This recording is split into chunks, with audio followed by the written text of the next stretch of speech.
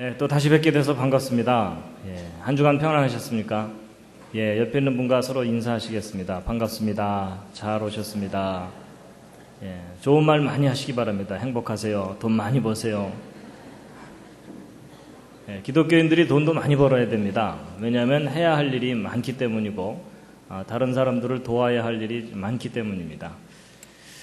예, 오늘 이제 전반기 마지막 강의입니다. 7번째 강의인데요. 예, 오늘도 즐거운 시간이 되시기를 바라겠습니다.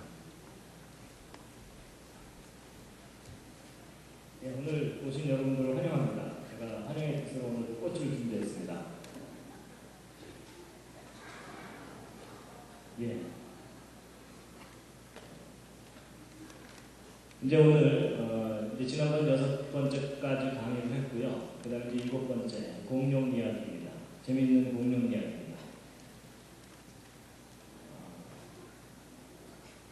이제 어른들은 사실 공룡에 대해서 크게 관심이 없습니다. 그렇죠? 예. 요즘은 이제 아이들, 특히 그 사내 아이들이 이 공룡에 한때 완전히 미친다고 해야 될까요? 다들 집중하는 때가 있습니다. 그럴 때 이제 그 아이들에게 우리에게 무엇을 어떻게 가르쳐 줄 것인가 하는 것인데요. 창세기 1장 25절 말씀인데 함께 읽으시겠습니다. 시작. 하나님이 땅의 짐승을 그 종류대로 육축을 그 종류대로 땅에 있는 모든 것을 그 종류대로 만드시니 하나님의 보시기에 좋았다.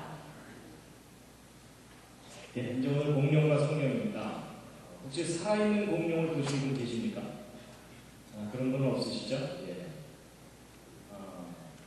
여기는 그 미국 워싱턴에 있는 스미소니언 박물관의 그 공룡 화석 전시실입니다. 이제 다양한 종류의 공룡들의 화석들을 전시해 놨는데요. 이제 공룡은 영어로 다이너소라고 하는데, 다이너라는 말이 무시무시하게 크다 뭐 이런 뜻이고, 사우루스는 도마뱀 이런 뜻입니다. 그래서 그렇게 이름이 붙여졌고요. 혹시 공룡 이름 아는 거 있으십니까? 예, 공룡 이름, 예, 티라노사우루스, 또 트리케라톱스, 또 알로사우루스, 또 아파토사우루스. 예. 지금 어른들한테는 이게 다 방언입니다. 그리고 이제 공룡 이름 대보라고 하면 가끔 어떤 분들이 둘리 뭐 이런 게 있습니다. 이 공룡은 아주 유명한 공룡이죠. 바로 이게 티라노사우루스. 공룡의 왕이라고 할 그 공룡이죠. 공룡 이름 몇 가지 좀 알아보면요. 등에 무슨 빈대떡 같은 거 붙이고 다니는 공룡이 있습니다. 이거 이름이 뭐냐면 스테고사우루스입니다. 그 다음에 이제 목이 긴 공룡, 이거 디플로도쿠스라고 하고요. 그 다음에 이제 머리에 뿌리 2개가 있는데 이 코에도 뿌리 하나 더 있는 것 같으니까 그 이름을 트리케라톱스 뭐 이렇게 얘기합니다. 트라이세라톱스 이렇게 하고요. 얘는 그 주라기 공원 영화에 보면 아주 난폭한 공룡으로 나오는데 얘 이름은 이제 알로사우루스입니다. 자, 복습하겠습니다. 얘 이름이 뭐라고요? 스테고사우루스입니다. 그 다음에 얘 목이 긴 얘 공룡은 디플로도커스. 예. 그 다음에 머리에 뿔 달린 공룡, 예, 트리케라톱스. 그 다음에 얘는요, 예, 알로사우루스입니다. 이건 뭘까요? 알입니다. 어떤 분들은 똥 그런데 아닙니다. 알입니다. 근데 공룡은 종류가 상당히 다양합니다. 이거보다 훨씬 더 많은 종류의 공룡들이 있고요. 이건 이제 공룡 알들을 모아놓은 건데요. 이 왼쪽에 있는 이것은 지금 새끼가 알에서 깨어나오려다가 화석이 된 안타까운 상황입니다. 그리고 이제 공룡 알들 모아놓은 거 보시면요. 상당히 큽니다. 그렇죠? 여러분 이거 하나 삶아서 도시락 싸갖고 가면 대여섯 명이서 퍼먹을 수 있습니다. 이건 뭐죠? 공룡 발자국 화석들입니다. 세계 곳곳에서 발견되는데 이건 미국 오클라호마주에서 발견된 건데 이 사람 발자국이 아닙니다. 한국에도 공룡이 살았었나요? 예, 한국에도 공룡이 살았었습니다. 그래서 한국에서 공룡 발자국이 100개 이상 발견되는 지역이 7군데가 넘습니다. 그리고 이제 한국에서 발견된 공룡 발자국 중에 제일 큰 겁니다. 상당히 크죠? 괜히 앞에서 얼쩡거리다가 밟히면 인생 끝납니다. 하여튼 세계 곳곳에서 공룡에 관한 그 화석과 그 발자국 화석 이런 것들이 참 많이 발견되는데요. 이것은 이제 공룡 화석 실제 발견한 장소입니다. 그리고 이제 공룡 화석 중에 이렇게 싸우다가 죽은 듯한 모습이 있는데요. 이 남부 몽골 지방에서 발견된 건데 이 오른쪽 공룡의 앞다리를 왼쪽 공룡이 물고 있는 상태로 화석이 되어 있는 그런 상황입니다. 자, 이제 공룡 화석들을 좀 보여드렸는데요. 이건 이제 아주 전형적인 공룡이죠. 그래서 여기 있는 사람하고 비교해보면 한 3배 정도 큰데 얘가 사실 이제 수그리고 있으니까 3배지. 뒷다리로 딱 버티고서 앞다리 쳐들고 고개까지 쳐들면 이렇게 올라갑니다. 대단히 큰 거죠. 그리고 이제 보통 사람들이 공룡이 크고 무시무시하다 이렇게만 알고 있지만 공룡 중에는 작은 것들도 있습니다. 이 왼쪽 아래 보시면 애완용 공룡도 있습니다. 자, 이제 공룡 사진들을 좀 우리가 보았는데요. 이제 중요한 이야기를 하려고 합니다. 공룡의 기원입니다. 공룡의 기원 그랬더니 어떤 분들이 뭐 공룡들이 바둑 두는 데인가 이러는데 아닙니다. 갑자기 추워지시죠? 자, 이제 공룡이 어떻게 생겨난 거냐 하는 건데, 성경에 의하면 하나님이 만드신 동물들입니다. 근데 학교에서 가르치는 진화론에 의하면 이 도마뱀 같은 종류들이 점점점 변해가지고 공룡이 생겨났다는 겁니다. 그래서 이제 창조, 진화 둘 중에 어느 것이 옳으냐라는 걸 우리가 좀 판단을 해봐야 되는데,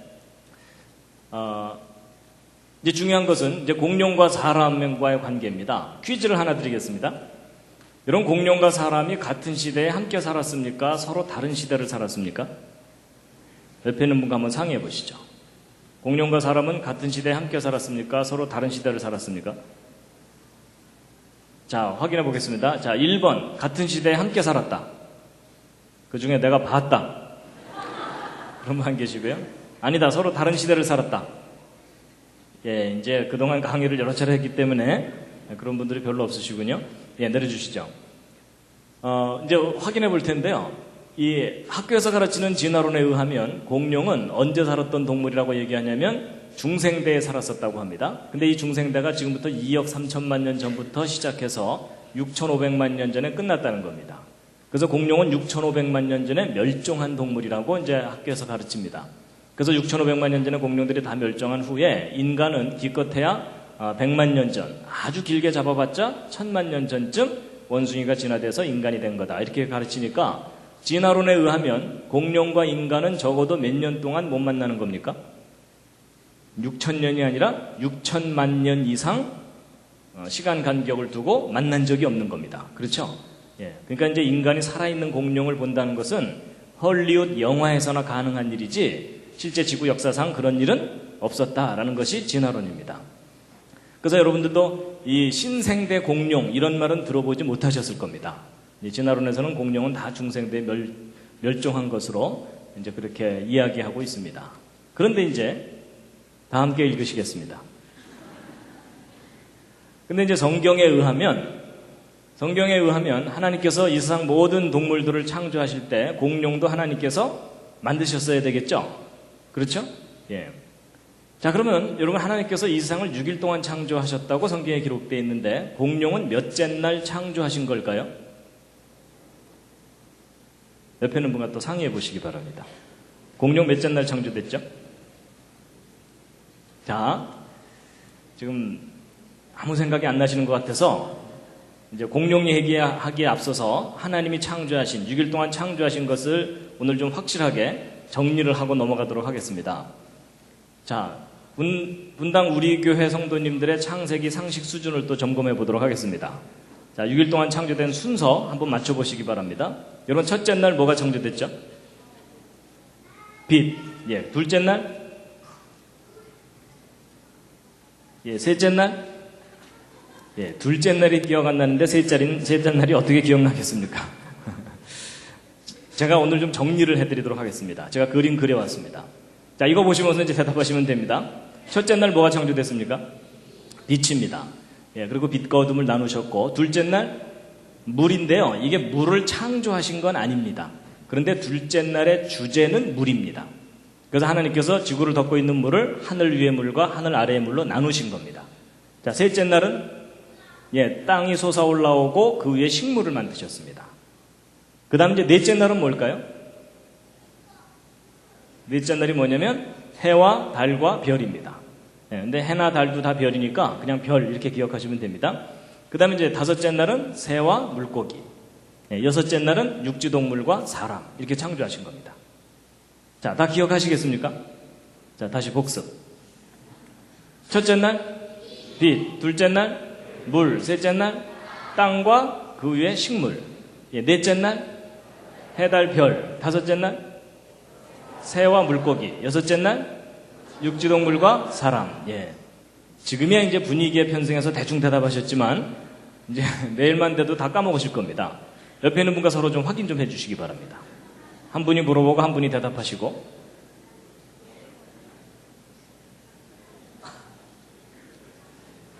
이거 뭐 주일학교에서나 해야 되는 것을 왜 이 시간에 하나 이렇게 생각하시면 안 됩니다. 여러분 하나님이 제일 처음 하신 일이 창조하신 거잖아요. 그렇죠? 그럼 여러분이 하나님을 믿으신다면 하나님이 하신 일에 대해서 관심이 있어야 됩니까? 없어야 됩니까? 있어야 되죠? 그럼 하나님이 첫 번째 하신 일만큼 우리가 좀 기억을 해야죠. 그렇죠? 예. 자, 그래서 이제 사실 저거 6일 동안 창조된 거 일일이 외우는 게 쉬운 일이 아닙니다. 그렇죠? 예, 조그만 시간 지나면 다 잊어먹는데요. 제가 오늘 안 잊어먹는 방법을 알려드리겠습니다. 여러분 6일 동안 창조된 걸 일일이 외우려고 그러면은 안 외워집니다. 잘 보세요. 그림을 보시면 앞에 3일만 외우면 뒤에 3일은 자동입니다. 그림 한번 보세요. 여러분 앞에 3일과 뒤에 3일이 뭔가 그림이 닮았죠? 그렇죠? 모르셨죠? 그러니까 주일학교를 좋은 데 나와야 됩니다. 근데 주일학교에서도 이렇게 잘 못 가르쳐 줍니다. 여러분 첫째 날 빛하고 넷째 날 해달별이 서로 밝고 어둡고 이런 거잖아요. 그렇죠? 그 다음에 둘째 날 위아래 나누시고 위아래 만드시고, 그리고 셋째 날 땅이 드러나게 하시고 그 위에 동물들 사람 만드시고. 그러니까 딱 세 글자만 외우시면 되는 겁니다. 뭡니까? 빛, 물, 땅. 요것만 외우면 해결됩니다. 그러니까 하다못해 이렇게라도 좀 외워주시면 감사하겠습니다. 여름에 장마 끝나고 나면 빗물이 땅에 고이죠? 뭐 그렇게라도 좀 외워주시면 되는데, 물론 그 빛하고 이 빛은 좀 다른 거긴 하지만 뭐 그렇게라도 좀 외우시면 됩니다. 근데 이제 이렇게 알려드려봤자 또 어떤 분들은 나중에 이제 뭐라 그러는지 아세요? 야, 빗물이 땅에 고이다냐, 땅에 빗물이 고이다냐, 이러면서 이제 헷갈립니다. 정 안 되면 색깔로라도 기억해 두시면 됩니다. 까맣고 파랗고 빨갛고 뭐 이렇게라도 외우시면 됩니다. 자, 그럼 다시 한번 확인. 첫째 날 빛, 둘째 날 물, 셋째 날 땅, 그 다음에 넷째 날 별, 새와 물고기, 육지동물과 사람. 예, 훨씬 수월해지시죠? 그렇죠? 예, 그렇게 하시면 됩니다. 자, 그럼 이제 이렇게 정리를 딱 해놓고 나면 공룡은 몇째 날 창조된 거겠습니까? 예, 여섯째 날, 그것도 사람과 함께 같은 날 창조된 겁니다. 그래서 요즘 말로 표현하면 공룡과 인간은 제조 연월일이 똑같습니다. 그런데 공룡은 유통 과정 중에 멸종한 겁니다. 그럼 인간은 유통 과정 중에 어떻게 됐겠습니까? 심히 변질된 제품입니다. 확인해 보도록 하겠습니다. 옆에 있는 분 한번 다시 한번 살짝 보시죠. 변질됐죠? 변질된 제품은 교환해 드립니다. 그래서 나중에 주님 오시면 다 새 걸로 리콜을 하실 겁니다. 자, 그래서 이제 성경을 보면은 공룡과 사람이 처음부터 함께 살았다는 거예요. 그렇죠? 근데 이제 문제는 학교에서는 진화됐다고 가르치는데 성경에서는 처음부터 함께 살았다고 얘기를 하는 거니까 과연 이 둘 중에 뭘 믿어야 되냐는 거죠. 근데 일반 사람들은 어느 쪽을 더 믿냐면 당연히 교과서를 더 믿습니다. 그렇죠? 교과서는 틀릴 리 없다. 성경이 오히려 신화다. 이렇게 생각합니다. 그래서 이제 과연 이 공룡과 인간에 대해서 우리가 어떻게 아는 것이 옳은지, 그리고 또 그 증거가 무엇인지를 이제부터 함께 보실 텐데요.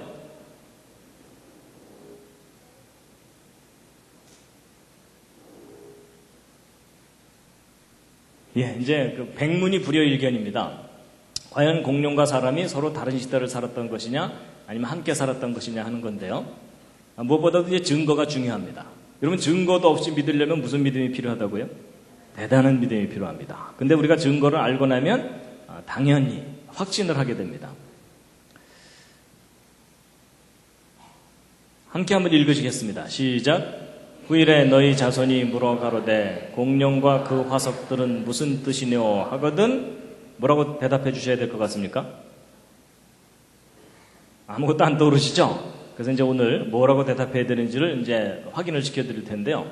이게 진화론에서는 공룡이 수천만 년 전에 멸종한 거다 이렇게 얘기를 하는데 이제 과연 그런가 하는 겁니다. 이 남미의 페루에 옛날 잉카 문명이 있었습니다. 그 잉카인들의 이제 후예들인데 그 페루에 아이카라고 하는 요 지역인데요. 그 지역에서 발견된 사람 두개골인데요. 이건 지난번에 제가 인류 기원할 때 잠깐 말씀을 드렸었죠. 근데 이제 이런 희한한 머리뼈를 남겼던 이 사람들이 아주 이상한 유물을 남겨놨습니다.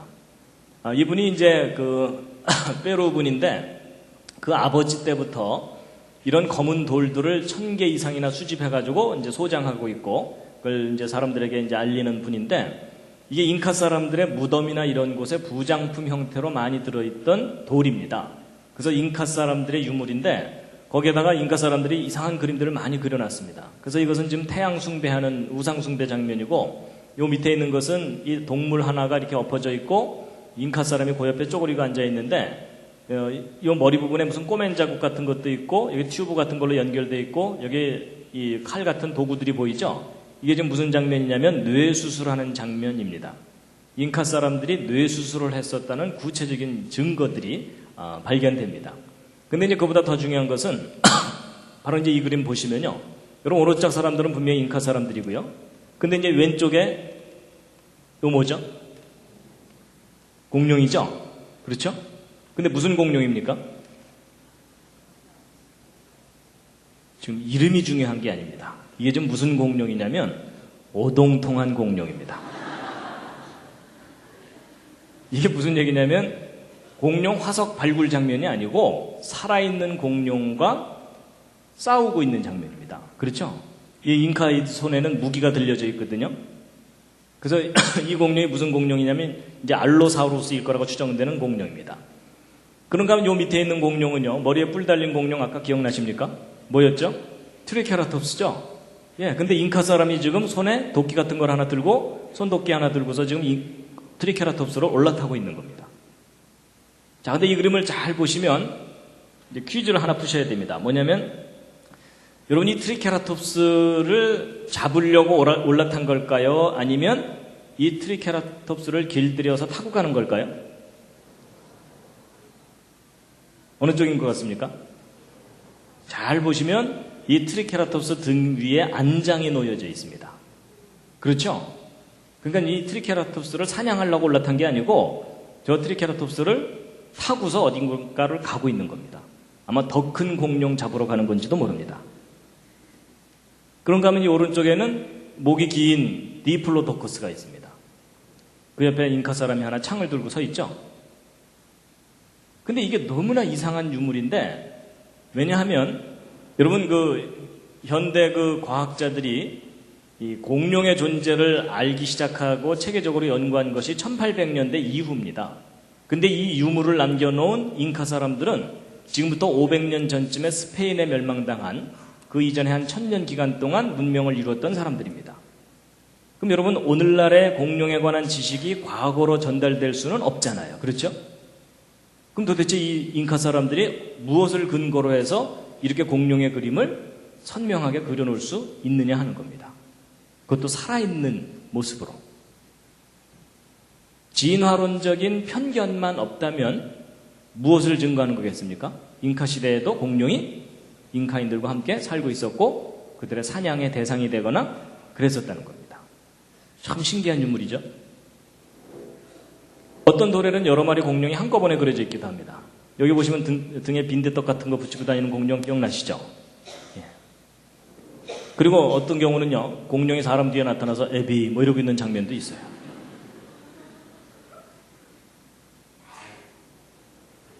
그리고 공룡 모형들도 발견됩니다. 실물 모형입니다. 그래서 이 트리케라톱스 있고요. 이건 오리주둥이 공룡이거든요. 그리고 트리케라톱스 위에 사람이 올라탄 경우도 있고요. 자, 그 다음에 이제 이제 요 아이카 지역에서 좀 내려가면 나스카라고 하는 지역이 있는데요. 그 나스카 지역은 여기는 사막지대입니다. 그리고 이제 강을 따라서 여기 밭들이 좀 있고요. 근데 이제 요 부분입니다. 요 부분에 아마도 옛날 읽은 책 중에 고대의 불가사의 뭐 이런 책 있잖아요. 거기에 이제 자주 등장하는 건데 이 하늘에서 내려다보면 거대한 그림들이 보이는 그런 겁니다. 그래서 정작 이 땅에서는 안 보여요. 그림이 하도 커갖고. 그래가지고 이런 100m가 넘는 이런 동물들을 이렇게 선으로 이렇게 그려놓은 그림이거든요. 근데 이제 바로 이 이 나스카 사람들이 이제 이런 천 조각들도 남겨놓고 그랬는데 AD 700년경 사람들입니다. 근데 이 천 조각에 그려진 이 그림을 잘 보시면은 뭡니까? 예, 공룡이에요. 그렇죠? 그리고 이제 이 남미에서 좀 올라가서 이제 멕시코의 아캄바로라는 지역에서 발견된 유물들인데 점토를 구워서 만든 어떤 형상들입니다. 근데 이 아캄바로 사람들은 잉카 사람들보다도 더 오래전 사람들인데 대략 예수님 오셨을 때쯤 살았던 사람들이거든요. 근데 이 사람들이 남겨놓은 이런 점토 유물들이 상당히 많이 발견됐습니다. 그 중에 이제 일부 희한한 동물들이 섞여 있는데 그 동물들이 바로 이런 것들입니다. 공룡 종류죠. 그래서 이 추피쿠아로 문명의 유물들인데요. 그래서 여기 이 돈 패튼 박사라는 이분이 직접 이 박물관을 찾아가가지고 이 점토로 만들어진 이 이상한 동물들을 사진을 다 찍어서 지금 인터넷에 올려놓았는데요. 이거 하나하나 보시면요. 공룡들입니다. 이게 지금 초등학생들 경연대회 작품이 아닙니다. 2000년 전 사람들이 남겨놓은 공룡 종류의 동물 모형들입니다. 아예 공룡하고 씨름도 하고 있어요. 그리고 숨 막혀 뭐 이러는 장면도 있고 내 손 뭐 이러는 장면도 있고요.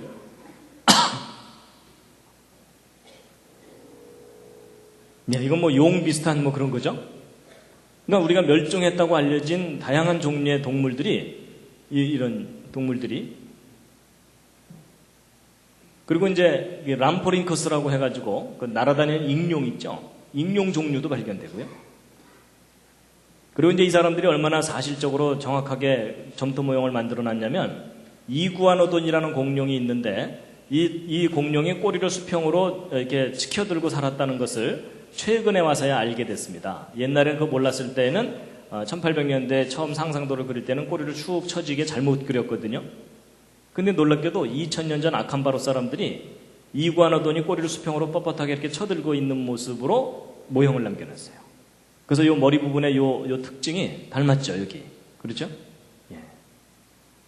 그러니까 직접 살아있는 것을 보지 않고는 저런 그림을 그리는 것이 거의 불가능한 일입니다.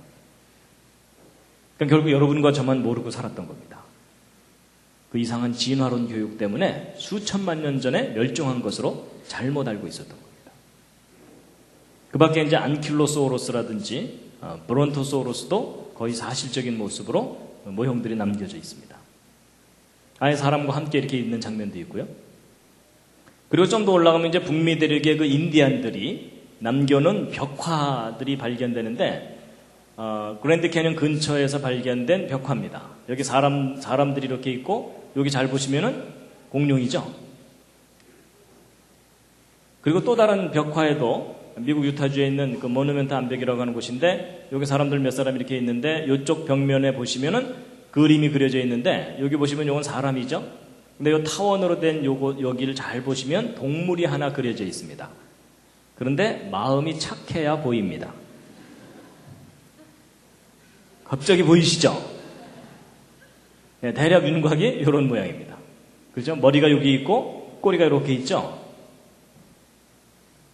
공룡입니다. 그리고 이제 애리조나 투손에서 1924년에 이제 발견된 건데 로마 시대 형태의 나무로 만든 유물입니다. 그런 것들이 꽤 오래전에 만들어진 칼들 이런 것들이거든요. 도구들인데 그 칼의 표면에 공룡 모양이 새겨져 있기도 합니다. 그 다음에 이제 캐나다 온타리오주의 어느 이제 암벽에 그려져 있는 동물인데 오늘날 살고 있지 않은 멸종된 공룡 종류일 거라고 여겨지는 동물이 벽화로 남겨져 있기도 하고요. 그 다음에 이제 프랑스에 옛날 네안데르탈인들이 살았었다고 하는 동굴, 그런 지대 속에서 발견된 벽화인데, 잘 보시면 동물이 2마리가 그려져 있습니다. 근데 이것은 마음이 진짜 착해 보입니다. 보이십니까? 보일 듯 말 듯 하시죠? 대략 윤곽이 이런 모습입니다. 그래서 좀 자세하게 이렇게 분석을 해보면 코끼리 종류와 공룡 종류가 서로 머리를 맞대고 있는 그런 장면이라고 분석되는 그런 그림이고요.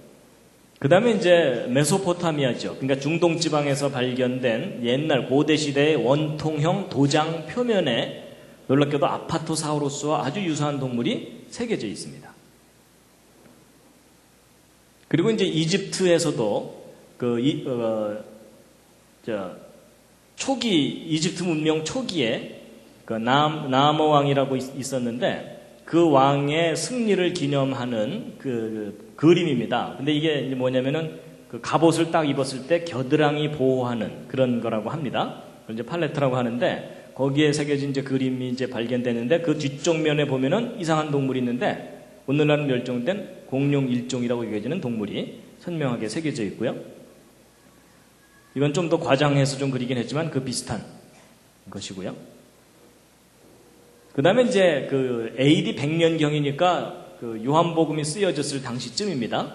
예수님 시대 그때쯤이죠. 그때의 나일강의 풍경을 그려놓은 모자이크 벽화입니다. 모자이크 그림인데 여기 나일 악어도 보이고요.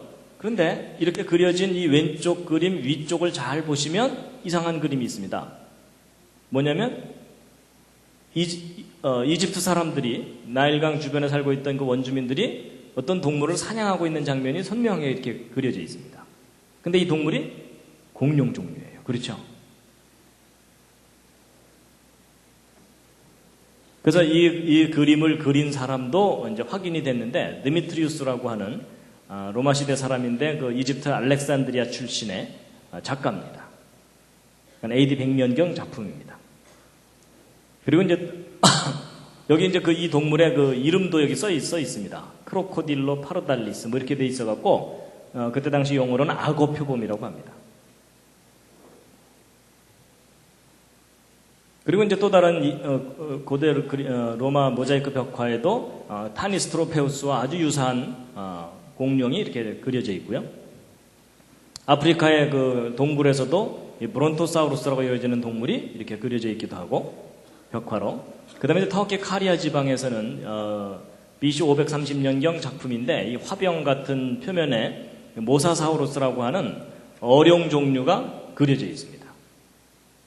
지금은 이제 그 진화론에서는 이게 다 중생대에 살다가 멸종한 거다 이렇게 이야기하는 거거든요.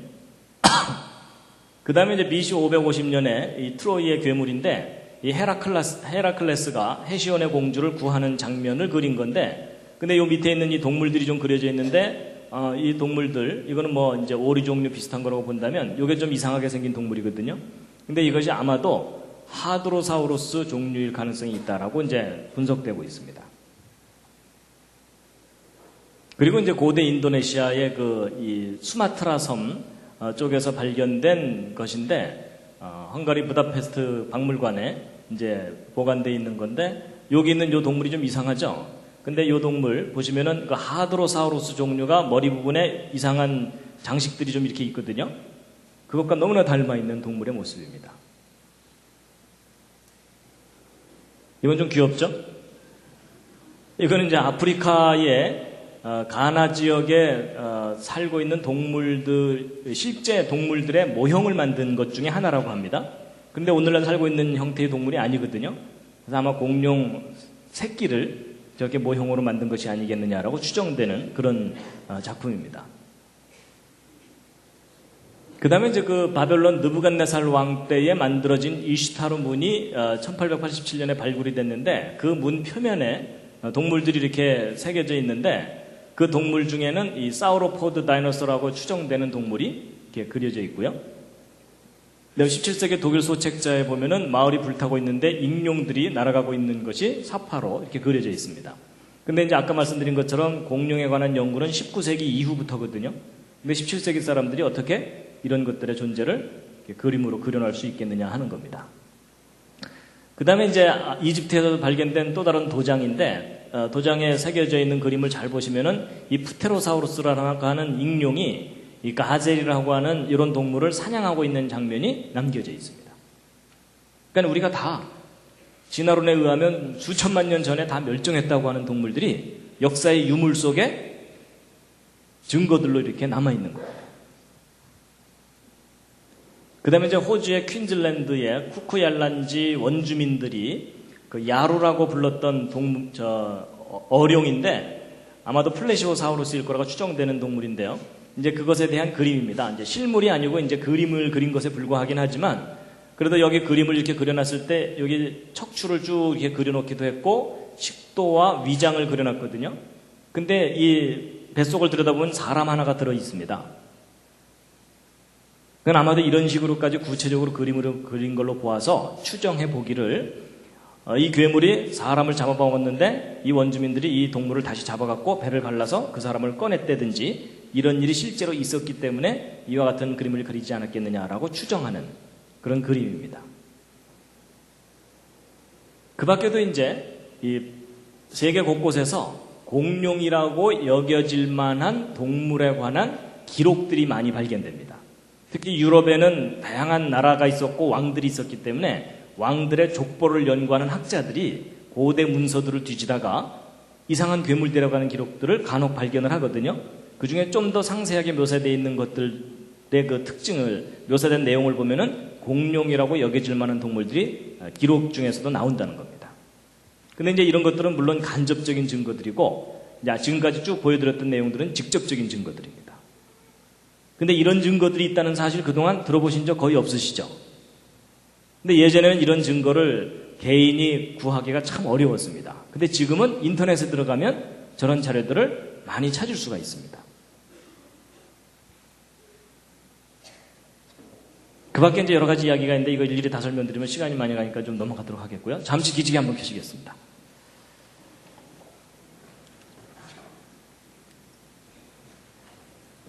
충격을 받으셨는지 피곤하신지 모르겠지만 지금 상태가 안 좋으십니다.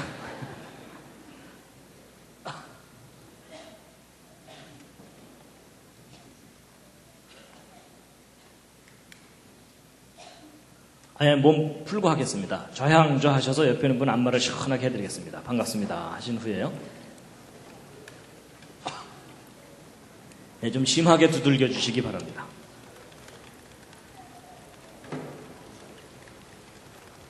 대충 하시면 안 됩니다.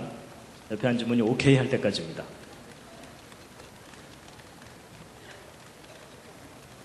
옆에 있는 분이 시원찮으면 위로 아래로 하면서 좀 방향도 좀 제시해 주시고요. 반대로도 좀 해주십니다.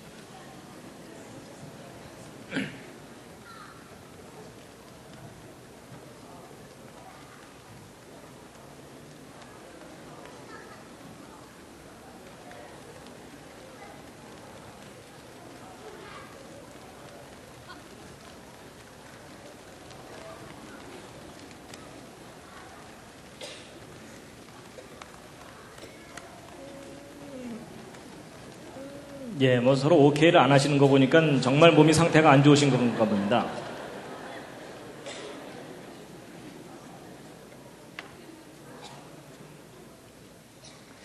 그 다음에 이제 이게 그 공룡 중에 아주 유명한 티라노사우루스죠. 여러분 자동차하고 사람하고 비교하면 이렇게 큽니다. 큰 것은요. 그러니까 여러분 이게 분당을 돌아다닌다고 생각해 보세요. 집에 늦게 들어가는 아이들 하나씩 잡아먹는다고 생각해 보세요. 걔 이번 주에 안 왔던데 어떻게 됐어? 지난주에 잡아먹혔어. 뭐 이러면 얼마나 끔찍하겠어요. 근데 이제 이 티라노사우루스 렉스에 대해서 참 신기한 증거가 하나 발견되는데요. 미국의 이 잭 어너라는 공룡 연구하는 박사가 있는데 그 밑에서 일하는 메리 슈바이처라는 연구원이 티라노사우루스 렉스의 다리뼈 화석을 발견한 다음에 그 내부를 구조를 조사한다고 현미경으로 들여다보다가 뭘 발견했냐면 화석화되지 않은 이 티라노사우루스 렉스의 그 티슈, 그러니까 그 생체 조직이 발견된 겁니다. 돌처럼 단단하게 굳어있지 않은 소프트한, 부드러운 이 티라노사우루스의 그 생체 조직이 발견된 거예요. 근데 여러분, 수천만 년 전에 멸종한 거라면 저런 증거가 남아있을 수 있겠어요, 없겠어요? 절대 불가능한 일입니다. 그렇죠? 심지어 적혈구 흔적도 발견됐는데, 여러분, 이 뼈 같은 것은 수천만 년 보존될 수 있지만 적혈구 같은 것들은 이 분자 결합 구조가 약하기 때문에 시간 지나면 자연 분해가 일어납니다. 그건 저 수천만 년 됐다면 절대로 남아있을 수 없는 그런 증거물들인데 놀랍게도 그게 발견이 된 겁니다. 그건 공룡 절대로 수천만 년에 죽은 동물이 아닙니다. 이 티라노사우루스 렉스는 분명히 죽은 지 얼마 안 된 겁니다. 6,500만 년 전에 멸종했다. 이런 설명들은 이게 거짓입니다. 뭔가 잘못된 겁니다. 그리고요, 이 알라스카나 이런 지역에 가면요, 이 공룡의 싱싱한 뼈들이 발견됩니다. 화석이 아니라 뼈가. 그래서 이거 발견한 사람들이 표현을 해놨는데요. 이거 한번 해석해 보시죠. 해석은 쉬울수록 좋습니다. 싱싱하기를 어제 죽은 개뼈다구 같다. 뭐 이런 뜻입니다. 그래서요, 실제 이런 보고서들을 보면요, 1981년에 공룡 뼈들을 알래스카에서 발견했는데, 이 관계자들이 처음에는 너무 신선해가지고, 이 아메리카 물소뼈 정도로 생각했다는 거예요. 설마 공룡뼈일 거라고 생각을 못했는데, 나중에 자세하게 확인해 봤더니, 뿔 달린 공룡, 오리주둥이 공룡, 작은 육식 공룡의 뼈라는 것이 확인된 거예요. 그러니까 공룡이 절대로 수천만 년 전에 죽은 게 아니라는 결정적인 증거들이 세계 곳곳에서 발견됩니다. 그래서 여러분, 지금까지 쭉 소개해드린 것 줄줄줄 설명드렸지만 전 세계 곳곳에서 인간 역사 속에서 공룡들이 함께 살았었다는 구체적인 증거들이 발견된 겁니다. 여러분, 제가 오늘 이걸 하나하나 확인시켜드리지 않고 말로만 얘기했다. 그러면 여러분 오늘 돌아가시면서 뭐라 그러시겠어요? 아, 오늘은 되게 우기대 뭐 이러셨을 거예요. 그렇죠? 근데 제가 오늘 실물로 다 확인을 시켜드리는 겁니다. 그리고요, 이제, 이것도 아주 충격적인 결과인데, 제가 기침이 아직 좀 덜 나가지고요. 자꾸 기침이 나옵니다. 여러분, 이게 어떤 결과냐면요. 공룡의 뼈들을 탄소 동위원소 연대 측정법으로 측정을 해봤더니 그 결과값이 3만 년, 2만 년, 1만 년 이렇게 나온다는 얘기입니다. 저게 무슨 뜻이냐면요. 여러분, 소위 그 탄소 동위원소라고 하는 이 원자량 14짜리 탄소, 이거 원래 탄소는 원자량이 12거든요. 근데 14짜리는 요건 이제 동위원소라 그래서 저것은 불안정하기 때문에 질소로 다시 돌아가 버립니다. 얘가 원래 출신이 질소입니다. 근데 잠깐 동안 탄소인 척 하는 애거든요. 근데 얘는 반감기란 얘기는 처음에 이만큼 있다가 절반 정도가 없어지는 데까지 걸리는 시간을 반감기라고 얘기하는데, 이 탄소 동위원소는 반감기가 한 5,000년 정도밖에 안 됩니다. 그렇다는 얘기는 5만 년만 지나면 거의 다 없어진다. 그렇게 보셔도 된다는 얘기입니다. 그럼 생각해 보세요. 여러분, 공룡 뼈 속에 이렇게 탄소 연대 측정법으로 연대가 측정됐다는 얘기는 공룡 뼈 속에 탄소 14가 들어있다는 얘기죠. 그렇죠? 근데 탄소 14가 들어있다는 게 무슨 얘기냐면 이 뼈가 수만 년 이상 된 게 아니라는 뜻이에요. 이해하시겠습니까? 이해가 안 돼도 할 수 없습니다. 시간이 없어서 자세하게 설명 못 드리고요. 그냥 결과만 말씀드리는데, 여러분, 공룡이 정말 수천만 년 전에 죽었다면 공룡 뼈 속에서는 탄소 14라는 게 있어서는 안 됩니다. 절대로. 그 원리상. 근데 놀랍게도 탄소 동위원소가 들어있다는 얘기는 공룡들이 죽은 지 얼마 안 됐다는 강력한 증거들입니다. 근데 일반 사람들은 이런 증거가 있다는 것을 모릅니다. 그래서 공룡이 수천만 년 전에 죽은 거라면 C14 원소는 그냥 사라져 버렸어야 되는데, 지금 현재 상당량의 C14이 발견된다는 얘기는 얘가 죽은 지 얼마 안 됐다는 얘기입니다. 그리고 이제 지난번 그 인류의 기원 이야기할 때 잠깐 보여드렸던 건데, 소위 그 중생대 퇴적층 속에서 인간의 뼈가 화석으로 발견됐다 그랬죠? 그렇다는 얘기는 실제로 중생대라는 시대가 있었던 겁니까? 없었던 겁니까? 이게 없었던 겁니다. 그러니까 지금 전 세계 사람들이 진화론이라는 잘못된 이론에 다 속고 있는 겁니다. 그게 교육에 심각한 영향입니다. 잘못된 스토리를 사실처럼 믿고 있는 그런 상황이라는 거죠. 그래서 지금까지 보여드린 증거 중에 하나라도 사실이라면 진화론이 근본적으로 잘못됐다는 겁니다. 그래서 이렇게 수억 년 세월 동안 진화됐다는 이 스토리가 근본적으로 잘못됐다는 걸 말씀드렸고요. 그렇다면 이제 지금까지 증거를 종합해보면 이 진화론에는 근본적인 문제가 있고 오히려 인간과 공룡은 처음부터 함께 살았다는 성경의 창조론이 더 타당하다는 거죠. 자, 그러면 이제 성경이 옳다면 우리가 하나 생각해 봐야 되는 게 뭐냐면, 여러분 성경을 보면은 말도 나오고 뭐 개도 나오고 동물들 많이 나오죠. 근데 여러분 성경에 공룡이 나오나요? 옆에 있는 분과 한번 상의해 보시죠. 여러분 성경에 공룡이 나오나요? 자, 확인해 보겠습니다. 1번 나온다, 2번 안 나온다, 3번 잘 모르겠다, 4번 성경을 읽어본 적이 없다. 자, 1번 성경에 공룡이 나온다고 생각하시는 분. 예, 지금 손 안 드신 분들이 상당히 당황해하고 있습니다. 내 성경에는 없던데 뭐 이러면서 내려주시고요. 예, 안 나온다고 생각하시는 분들도 있고요. 예, 잘 모르겠다. 예, 대부분 잘 모르시는군요. 여러분 성경대로 생각해 본다면 하나님께서 6일 동안 천지 창조하실 때 공룡을 6째 날 만드신 거라면, 여러분 공룡이 별로 특이하지 않은 동물이라면 안 나와도 괜찮겠지만 공룡이 상당히 특이한 동물이잖아요. 그렇다면 성경에 한 번은 나올 법하죠. 근데 여러분 성경에 공룡이 나온다는 말도 맞고 안 나온다는 말도 맞습니다. 무슨 얘기냐면 여러분이 가지고 있는 그 성경에는 공룡이라는 단어가 없습니다. 그래서 사람들은 성경에 공룡이 있다는 걸 모릅니다.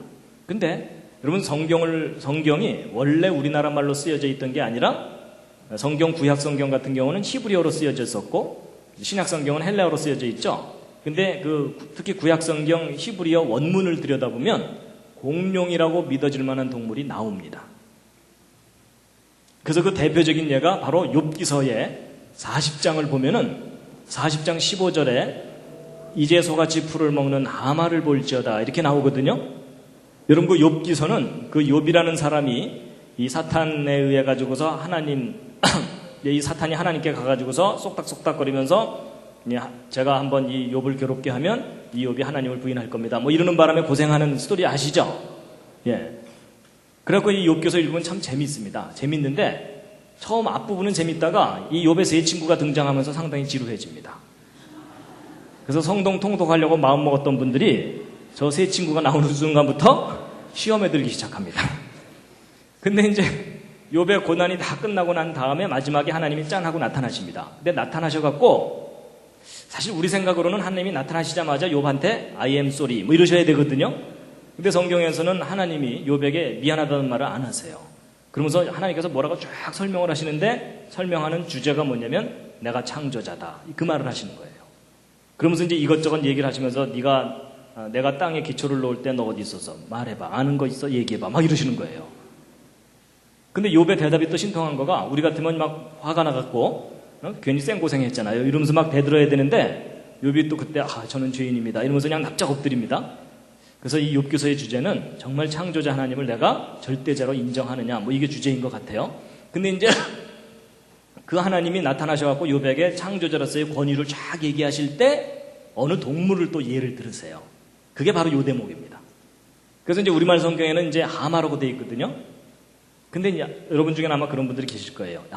드디어 저 교수가 오늘 하마를 공룡의 일종이라고 우기려는가 보다.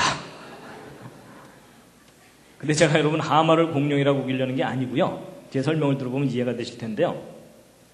여러분 이 구약성경 욥기서 40장 15절을 히브리어 원문으로 보면 이 베헤모트라고 되어 있습니다. 근데 이 베헤모트라는 동물이 정확하게 무슨 동물인지를 모릅니다. 그래서 영어 성경은 차라리 히브리어 발음을 그대로 영어로 이렇게 해놨어요. 베헤모트라고. 근데 희한하게도 우리말 성경에 하마라고 번역이 된 거예요. 그래서 제가 뭐 러시아에 가서도 남미에 가서도 이 성경 저 성경 다 들여다봤는데 다 베헤모트라고 돼 있어요. 근데 유독 이 한국인의 독창적인 아이디어 때문에 저걸 이상하게 하마로 번역을 해놨는데 여러분 이 동물이 하마가 아닙니다. 그래서 그 밑에 설명이 자세하게 나와 있거든요. 근데 어쨌든 이제 우리말 성경에 하마라고 돼 있으니까 하마부터 잠깐 보시겠습니다.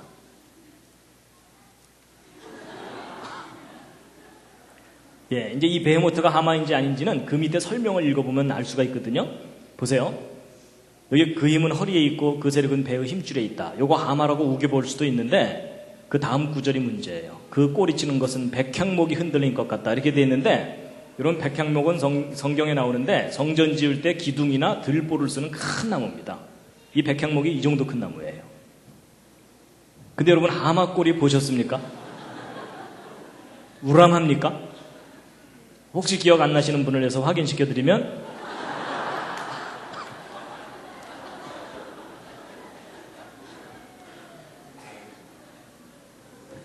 분명히 이 베헤모트라는 동물은 하마는 절대 아닙니다. 그렇죠? 분명히 거대한 꼬리를 가진 어떤 동물이거든요. 그 다음에 이제 19절도 보시면요. 하나님의 창조물 중에 으뜸이라 이렇게 돼 있죠? 여러분 동물 가운데 하마를 으뜸이라고 생각하시는 분. 여기 으뜸이라는 말은 앞뒤 문맥상으로 볼 때 가장 거대한 동물입니다. 그렇죠? 그럼 여러분 육지에 살았던 동물 중에 가장 거대한 동물은 지금 현재 살고 있는 것 중에 있습니까? 멸종된 것 중에 있습니까? 멸종된 것 중에 있죠. 그걸 우리가 부르기를 뭐라고 불러요? 오늘날 공룡이라고 불러요. 그렇죠? 그 다음에 이제 그 뒤에 또 하나 더 보시면요. 좀 더 보시면 요단강이 불어서 그 입에 미칠지라도 태어나다. 여러분 요단강에 홍수가 나서 돼지가 동동동 떠내려가고 소가 둥둥 떠내려가는데 이 베헤모트라는 동물은 그 홍수가 나는 강을 유유히 건너서 왔다 갔다 한다. 뭐 그런 표현입니다. 그러니까 이렇게까지 표현되어 있는 그 동물은 분명히 얘는 아닙니다. 얘는 이 번역이 정확하게 안 된 거고 적어도 이 정도 되는 거겠죠. 그렇죠? 여러분 여기 머리가 여기입니다. 목이 이렇게 있고 꼬리가 이겁니다. 꼬리. 요게 아닙니다.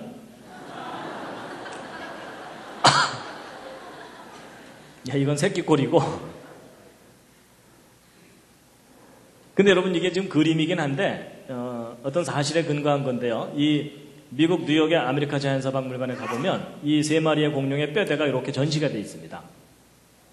근데 이제 이 뼈를 다 발견한 건 아니고 일부 뼈를 발견한 다음에 이제 복원을 해놓은 모습이거든요. 상당히 큽니다. 이 천정보다 높을 정도로 큽니다. 그 모형이요.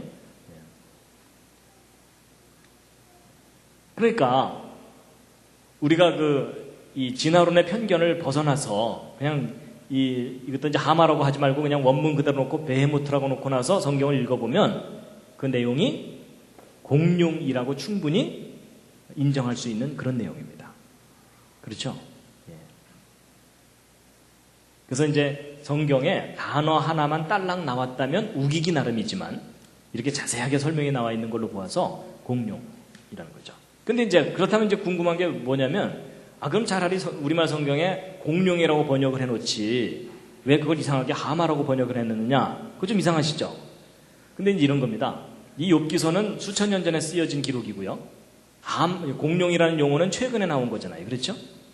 그리고 이제 최근에 진화론이 등장하면서 심지어 성경을 연구하는 학자들조차도 진화론의 영향 때문에 이 베헤모트를 감히 공룡이라고 번역을 못한 거예요. 그래서 살아있는 동물 중에 어떤 동물하고 매치를 시키려다 보니까 매치되는 게 없어요. 그러다 보니까 뭐 등치가 좀 크다 이러니까는 하마 종류이겠거니 하고 하마라고 번역을 했다는 겁니다. 그래서 이제 보통 그 성경 주석 같은 데 보면은 하마 또는 코끼리라고 생각되는 어떤 거대한 동물 뭐 이렇게 설명을 해놨거든요. 그럼 이제 하마가 아니면 코끼리냐 그래서 코끼리를 그 옆에다가 대놔 봤는데 딴 건 몰라도 꼬리를 모아서는 얘도 아니에요. 그렇죠? 근데 여러분 우리가 화석을 통해서 이렇게 큰 꼬리를 가진 이런 공룡들을 발견하잖아요. 그렇죠? 그러니까 이 욥기서의 40장에 기록되어 있는 이 베헤모트는 공룡의 일종이다라고 생각할 수 있다는 겁니다. 그리고 이제 참고로 이제 하나 더 말씀드리면요. 욥기서 41장 그 다음 장에 보면 우리말 성경에 악어라고 번역되어 있는 게 나오거든요. 근데 이게 또 악어가 아닙니다. 이 히브리어 원문으로 보면 리워야단이라고 되어 있는데 이 리워야단은 성경에 나오기도 해요. 저 단어가 직접. 근데 저 리워야단은 다른 곳에는 대개 뭘로 번역되어 있냐면 용으로 번역되어 있습니다. 그래서 이 리워야단에 대해서도 하나님께서 자세하게 설명을 하시는데 특히 19절, 21절 요 노란색으로 제가 표시해 놓은 곳을 한번 눈으로 보시면 어떤 동물이 떠오릅니까? 입에서 막 불이 나오는 용이 떠오르시죠? 용. 자, 여러분 또 퀴즈를 드리겠습니다. 여러분 그 막 입에서 불을 뿜는 이 용이라는 존재가 실제 역사 속에 살았었던 동물일까요? 아니면 사람들이 꾸며낸 동물일까요? 옆에 있는 분과 또 한번 상의해 보시기 바랍니다.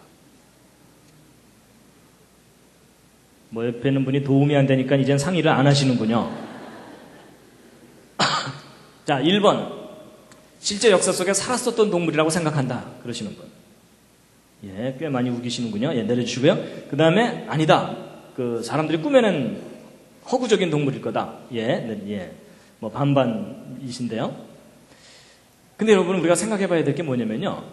만약에 이 용에 관한 전설이 우리 한국에서만 발견된다면 우리 조상님들께서 워낙 뻥이 심하셔서 희한한 동물을 꾸며냈다라고 하면은 되겠지만 좀 이상한 점이 뭐냐면요. 이 용에 관한 전설이 전 세계적으로 발견됩니다. 그래서 이게 전 세계적으로 발견된다면 무슨 구체적인 근거가 있을 것이다라는 것이 학자들의 견해입니다.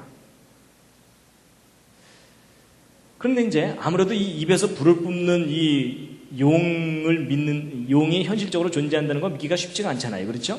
그런데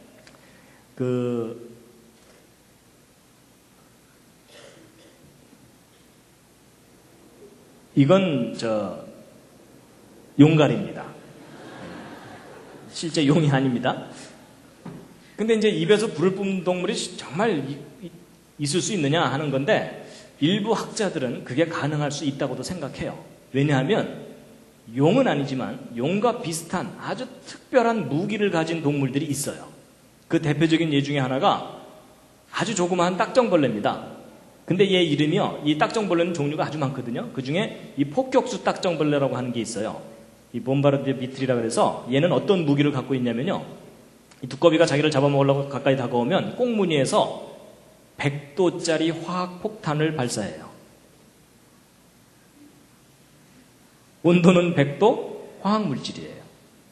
그러니까 얘가 잡아먹으려고 달려왔다가 헬렐레 하는 동안 얘는 유유히 사라지는 거예요. 근데 여러분 생각해 보세요. 제가 100도짜리 화학폭탄을 한번 뿜고 나면은 이 꽁무니 어떻게 되겠어요? 완전히 익어버리고 얘는 중환자실로 가야 되겠죠? 근데 우리 생각에는 그런데 얘는요, 이걸 360도 자유자재로 자기가 원하는 대로 뿜을 수 있을 뿐만 아니라 4분의 80번을 뿜어내도 끄떡없어요. 희한하죠? 그래갖고, 야, 별 희한한 놈이 다 있네. 사람도 얘한테 이거 쏘이면은 이렇게 막 화상을 입습니다. 그래서 이제 얘를 조사를 해봤더니 이 뱃속에 특별한 장치가 있어요. 그래서 이 화학물질들이 서로 분비가 돼갖고 거기다가 효소를 딱 첨가하면은 폭발적으로 화학 반응이 일어나갖고 순간적으로 온도가 100도로 올라가고 압력이 확 늘어나는 거예요. 그러면 꽁무니가 타이밍을 딱 맞춰서 딱 열어주면 폭탄처럼 팍 나가는 거예요. 근데 여러분 이제 생각해 보세요. 얘가 만약에 이 타이밍을 잘못 맞춰서 꽁무니가 늦게 열렸다. 그럼 얘 어떻게 되겠어요? 얘는 어떻게 되냐면 자살폭탄 테러 딱정벌레가 되는 겁니다. 반대로 이 꽁무니를 너무 일찍 열으면 어떻게 되겠어요? 이게 퍽 하고 나가버려야 되는데 피식 하고 나가면은 이 100도짜리가 한참 동안 나가면은 이 꽁무니 진짜 있겠죠? 근데 얘는 기가 막히게 타이밍을 맞춰서 착착 열어주는 거예요.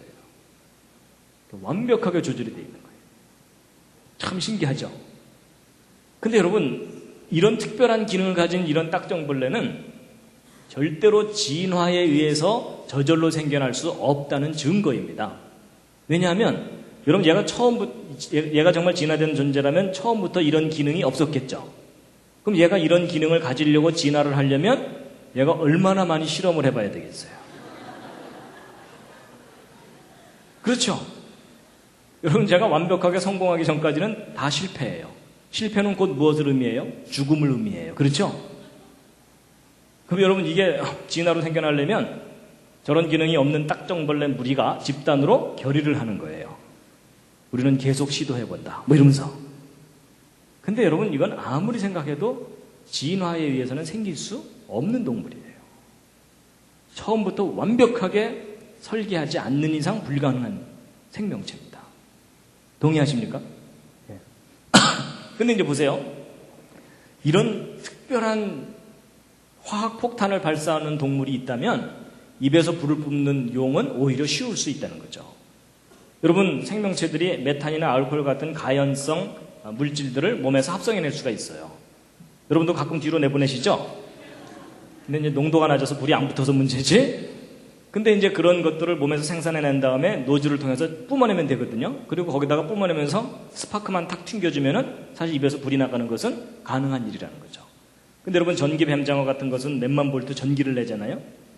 그러니까 전기 스파크 같은 걸 탁 튕겨줄 수 있는 장치만 생명체에 있다면은 얼마든지 입에서 불을 뿜는 동물이 존재할 수도 있다는 겁니다. 근데 네가 봤냐 이러면 저도 또 할 말이 없어요. 그렇지만 원리적으로 볼 때 가능할 수 있다는 얘기입니다. 더군다나 여러분 성경에 써 있잖아요. 그렇죠?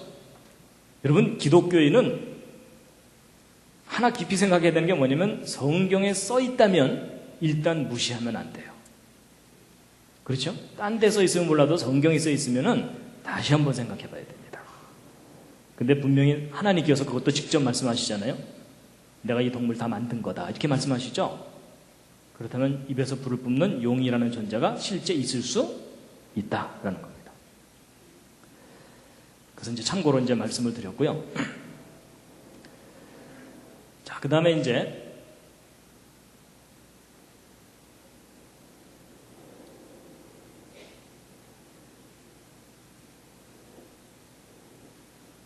이제 공룡에 대해서 한 가지 더 말씀드리고 이제 마칠 텐데요. 또 다시 한번 기지개 한번 탁 켜시겠습니다. 예.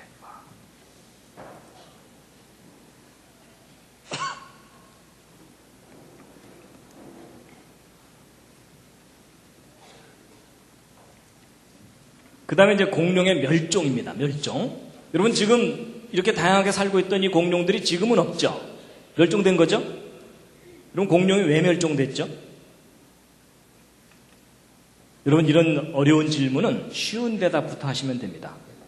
공룡이 왜 멸종됐느냐 이런 질문을 받으시면 제가 안 죽였는데요 이러시면 됩니다.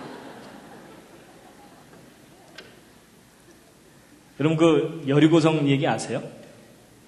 그렇죠? 어느 교회 목사님이 주일학교 교육이 잘 되나 보려고 다니다가 꼬마 하나를 딱 붙들어 세워갖고 여리고성을 무너뜨린 게 누구지? 이렇게 물어봤더니 그 아이가 어떻게 했다고요? 얼굴이 파랗게 질려갖고 제가 안 그랬는데요 뭐 이랬대잖아요. 그래갖고 이제 거기서 끝나는 게 아니고요. 그래갖고 이제 이건 문제가 있구나 그래서 그 아이를 가르치는 교사를 찾아가서 이거 어떻게 된 거냐고 따졌더니 그 교사가 뭐라 그랬다고요? 얘는 절대로 거짓말할 아이가 아닙니다. 이렇게. 그래갖고 이 교육에 문제가 있구나 싶어갖고 부장 장로님을 찾아갔어요. 그래서 어떻게 된 거냐고 따졌더니 뭐라 그랬다고요? 제가 어떤 놈인지 꼭 잡아내겠습니다. 이런 거예요. 그리고 이건 정말 심각하구나 이래갖고 이번엔 당회를 열었어요. 그래서 대책을 논의하려고 당회를 열었더니 장로님들이 모이자마자 뭐라 그랬다고요? 까짓 거 우리가 물어줍시다. 뭐 이런 거예요.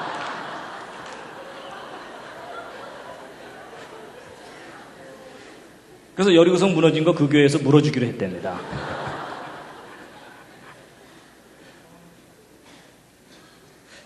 그냥 우스갯소리였고요. 그래서 공룡이 왜 멸종됐다고요? 쉬운 대답부터 하시면 됩니다. 자, 여러분 그 공룡 멸종에 관해서 가장 널리 알려진 것이 운석 충돌설인데 과거에 지구상에 큰 운석이 하나 뻥 떨어지면서 막 화산이 폭발하고 이 화산재들이 지구를 덮는 바람에 뭐 온도가 뚝 떨어져서 추워 죽었다. 또는 음식물이 없어지는 바람에 굶어 죽었다. 새끼를 못 낳아서 멸종됐다. 뭐 여러 가지 이론이 많거든요. 근데 이제 일반적인 공룡 멸종에 관한 이론은 인터넷 뒤지면 금방 막 쫙 나옵니다. 근데 그 얘기를 제가 일일이 다 할 필요는 없고요. 성경을 믿는 사람들은 공룡 멸종에 대해서 어떻게 생각하는 것이 좋은가 하는 부분을 이제 말씀드리면요. 전 세계 곳곳에 발견되는 그 공룡 화석들은 아마도 대홍수 또는 그와 비슷한 큰 사건들에 의해서 갑자기 매몰돼서 화석이 된 거다라고 생각하시면 틀리지 않는다는 겁니다. 그래서 이 전 세계적인 대격변에 의해서 동물들이 갑자기 멸망당한 거다라는 것에 대한 많은 증거들이 있는데 그 중에 이제 대표적인 예가 하나가 뭐냐면 바로 얘입니다. 이게 뭐죠? 이 맘모스입니다. 맘모스. 대략 한 1만 년 전에 멸종한 4천에서 1만 년 전에 멸종한 것이다라고 알려진 맘모스인데요. 이 맘모스들이 이 북극 근처에 이 시베리아나 알라스카 지역에 이 빨간 점을 친 곳이 맘모스 시체 발견한 지점들입니다. 그러니까 이렇게 넓게 엄청난 양의 맘모스들이 죽어 있는 겁니다. 그래서 이제 이 사람들이 이 맘모스 상아 띄어서 파느라고 정신이 없어요. 그래서 이제 아주 많은 맘모스 시체들이 발견되고 그랬는데 그 중에 이제 유명한 맘모스가 이제 바로 그 베르조브카 맘모스라 그래가지고 이 동쪽 지역에서 러시아 동쪽 지역에서 발견된 거를 이 상트페테르부르크라고 하는 곳에 그 동물 박물관에 전시를 해놓은 겁니다. 그래서 이제 이게 얼마 전에 제가 가서 직접 찍은 사진입니다. 제가 직접 갔었다는 증거로 이렇게 사진도 찍어왔습니다. 그리고 이제 이런 맘모스들이 이렇게 아주 그 살점이 다 썩지 않고 남아 있고요. 그 다음에 이제 땅 속에 파묻혀 있는 것들은 이렇게 이제 캐내갖고 싣고 와가지고서 이 흙들을 떼어내면 그 속에 맘모스가 들어있는 뭐 그런 경우도 있고 그렇습니다. 자, 근데 여기서 이제 퀴즈를 하나 드리면요. 여러분이 맘모스들이 살았을 때의 기후가 추운 기후였겠습니까? 따뜻한 기후였겠습니까? 보통은 추운 기후였다고 많이 기억을 하십니다. 왜냐하면 얘네들이 발견되는 곳이 시베리아나 이런 데 추운 지역이니까. 그래서 추운 데서 눈을 헤치면서 뭐 어렵게 살다가 결국은 얼어 죽었겠구나 이런 생각을 많이 하는데 아닙니다. 일반 사람들의 상식과 달리 이 맘모스가 실제로 발견됐을 때 그 주변 증거들을 보면은 추운 데 살았던 동물이 아닙니다. 근데 아직도 일반 책에는 추운 기후에 잘 적응한 동물이다 이렇게 나와 있거든요. 이거 잘못된 상식입니다. 실제 이 맘모스들이 시체들이 발견된 그 주변 지역에서도 이런 온대성 동물들이 함께 발견됩니다. 그리고 심지어 이 맘모스 위장 속에서 열대 쇠파리의 유충, 이 구더기가 발견되기도 하고 그럽니다. 그렇다는 얘기는 얘가 추운 데서 살았던 동물이 아닌 겁니다. 그리고 심지어 27m 정도 되는 과일나무가 맘모스 시체하고 함께 발견되기도 하고 그렇습니다. 그래서 여러 가지 증거들, 코끼리는 기본적으로 열대동물이고 갓 태어난 코끼리는 이 추위에 약합니다. 특히 이 코 같은 것들은 이 영하 막 30도 이렇게 내려가는 이런 추운 기후에 이 동상이 걸리기 때문에 유지가 안 됩니다. 그리고 매일 엄청난 양의 물을 마셔야만 이 덩치가 유지가 되거든요. 근데 이 얼음물을 마신 다음에 자기 체온만큼 더 빌려면 엄청난 열량이 필요한데 먹을 것도 별로 없는 그 추운 지대에서 이 맘모스들이 산다는 건 불가능한 일입니다. 그래서 예전에는 그냥 언뜻 생각하기에 추운 데 살았다 죽었다 이렇게 생각했는데 이 구체적인 증거들을 확인해 보면은 절대로 추운 데가 아니라 오히려 따뜻한 데서 잘 살았던 겁니다. 특히 이 맘모스에 대해서 뭐 추운 기후에 오랫동안 먹이를 찾지 못할 것에 대비해서 에너지 저장고인 기름 주머니를 가지고 있다 이렇게 설명이 일반적으로 되어 있는데 이것도 잘못된 게 뭐냐면요. 여러분 피하 지방이 많다는 것은 먹이가 풍부했다는 것에 대한 증거지. 그렇죠? 예. 왜냐하면 이 추운 지방에 사는 술록보다는 따뜻한 데 사는 무소가 더 피하 지방이 많아요. 그렇죠? 그러니까 오히려 이 피하 지방이 많다는 얘기는 먹이가 풍부한 곳에 살았었다는 그런 의미입니다. 그래서 실제로 이 북극 지방이 처음부터 추운 지역이 아니었다는 증거들이 발견되는데 예를 들어 러시아에 가면은 이 나무 쓰레기들이 막 엄청난 더미를 이루고서 쌓여 있거든요. 심지어 1.2km 깊이로 쭉 파내려가도 계속 나무 쓰레기만 나와요. 근데 여러분 나무 쓰레기가 1.2km 두께로 쌓이려면은 원래 그 자리에 있던 나무들이 아닌 거예요. 대륙을 휩쓰는 거대한 홍수에 그 나무들이 한꺼번에 휩쓸려 갖고 그렇게 거대한 덩어리를 이루면서 매몰됐다라고 봐야 되는 겁니다. 그래서 과거에 여기가 다 울창한 지구 전체가 살기 좋은 상황이었는데 대홍수와 같은 사건에 의해서 이런 것들이 엄청나게 쓰레기를 이루면서 여기저기 쌓여 있는 거다라고 봐야 된다는 겁니다. 자, 그런데 이제 어쨌든 따뜻한 데서 잘 살고 있던 이 맘모스들이 죽은 거잖아요. 그렇죠? 집단으로. 근데 여러분 어떻게 갑자기 맘모스들이 죽었는가에 대해서 퀴즈를 이제 풀어야 되는데요. 이 맘모스 시체 이 소화기관 내에는 음식물이 남아있기도 하고요. 그 다음에 이런 맘모스들이 죽고 나면은 따뜻한 데서 살다가 죽었다 그러면은 새나 곤충이나 그 밖에 다른 육식동물들이 이런 것들을 뜯어먹게 되거든요. 근데 얘네들이 이렇게 잘 보존되어 있다는 얘기는 노출되어 있던 게 아니라 파묻혔다는 얘기입니다. 그렇죠? 그리고 서서히 파묻히면은 파묻히기 전에 다른 것이 뜯어먹어요. 근데 저렇게 생생하게 파묻혀 있다는 얘기는 그냥 갑작스럽게 죽은 다음에 곧바로 파묻혔다는 얘기입니다. 상황은 대충 이해하시겠죠? 그럼 이제 퀴즈를 하나 푸셔야 되는데 맘모스들이 죽은 원인 다음 셋 중에 하나를 한번 골라보시기 바랍니다. 1번 얼어 죽었다, 2번 굶어 죽었다, 3번 기가 막혀 죽었다. 몇 번일 것 같습니까? 정답은 3번입니다. 기가 막혀 죽었어요.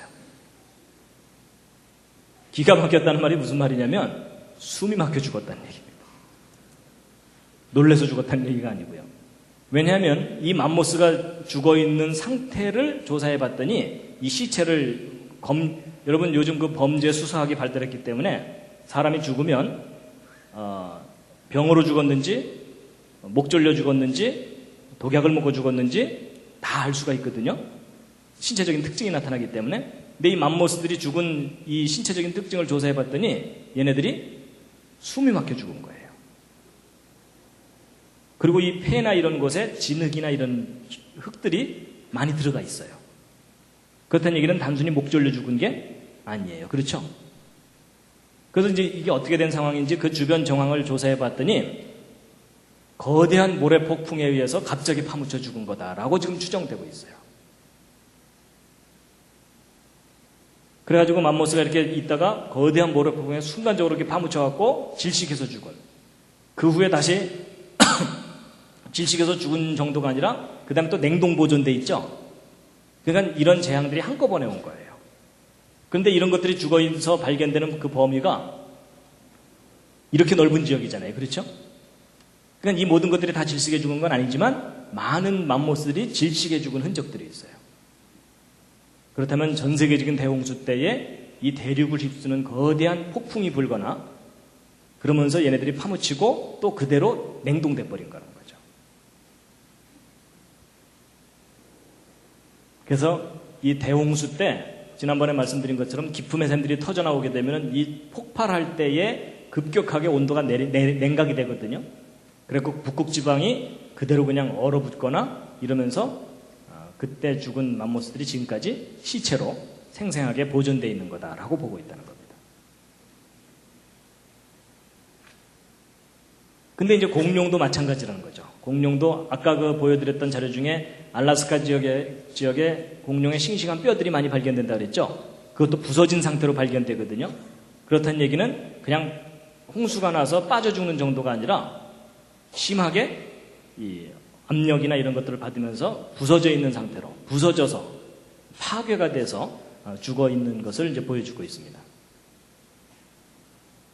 그리고 이제 간혹 빙하기라는 걸로 설명하기도 하는데 만약에 온도가 서서히 내려가고 서서히 올라간다면 이런 맘모스 시체가 남아있을 수가 없습니다. 왜냐하면 온도가 서서히 내려간다고 얘가 얼어 죽는 건 아니거든요. 그렇죠?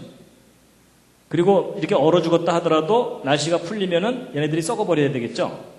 근데 썩지 않고 그 시체가 싱싱하게 남아있다는 얘기는 아주 빠르게 냉각됐을 뿐만은 대부분 다 썩어버리겠죠. 그렇지만 이제 매몰된 것들만 화석으로 지금 발견되고 있다라고 보고 있습니다. 그래서 이제 공룡의 멸종도 이 맘모스와 맞물려서 전 세계적인 대홍수 때 대격변에 의해서 갑작스럽게 멸종했을 거다라고 보고 있습니다. 그 다음에 이제 노아 방주에 공룡 실었다고요, 안 실었다고요? 노아 방주에 공룡 실었어야 됩니다. 왜냐하면 아까 보여드렸던 사람과 공룡이 함께 살았다는 많은 증거들은 홍수 이후 증거들입니다. 그러니까 대홍수 때 당연히 공룡 살려야 됩니다. 그럼 방주에 공룡을 실었어야 된다는 거죠. 근데 이제 이 큰 공룡 어떻게 실었다고요? 옆에 있는 분과 한번 상의해 보시기 바랍니다. 이 큰 공룡 실는 방법. 그래서 이제 어떤 사람들은 공룡은 너무 커서 방주에 실지 못해갖고 멸종됐을 거다 이렇게 주장하는 분들이 있거든요. 그런 분들은 잘 돌봐드리시기 바랍니다. 새끼 실으면 되죠. 그렇죠? 여러분, 노아가 제일 큰 공룡 끌고 와갖고서 왜 안 들어가지? 왜 안 들어가지? 이건 아닙니다. 그렇죠? 예, 여러분, 이런 상황 아닙니다.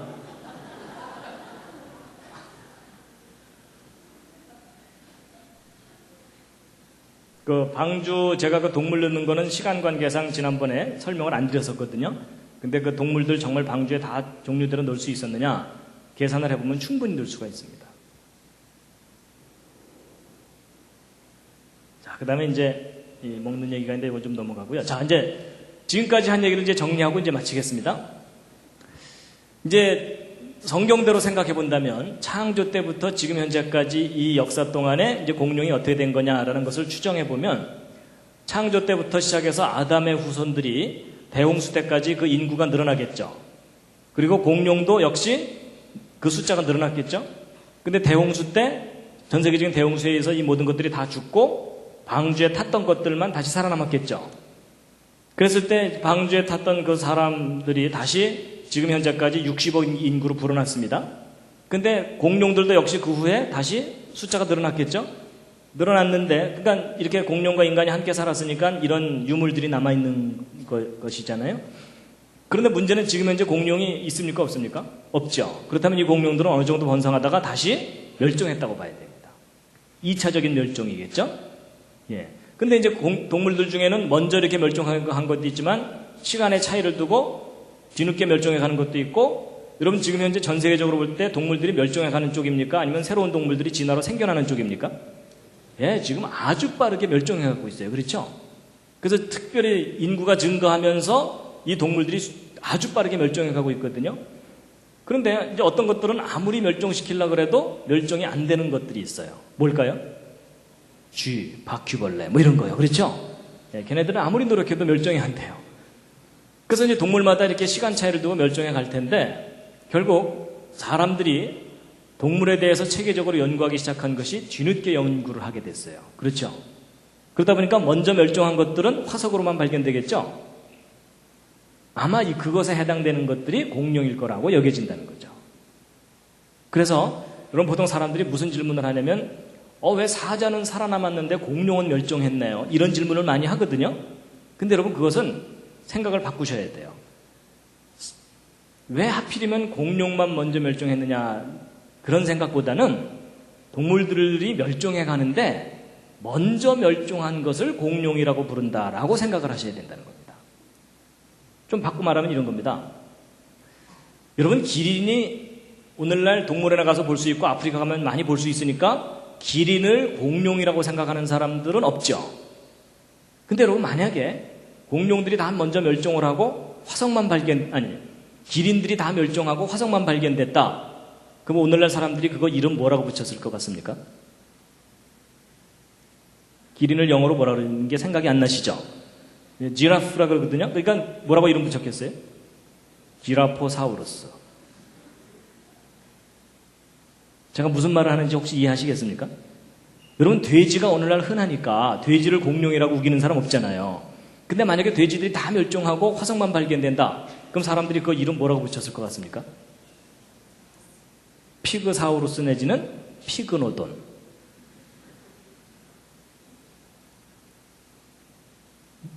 제가 무슨 말을 하려는지 이해가 되시죠?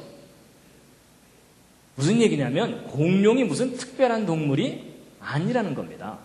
여러분 공룡이 특별한 동물이라면 공룡 말고 다른 동물들도 하나님이 만드신 특별한 동물들이에요.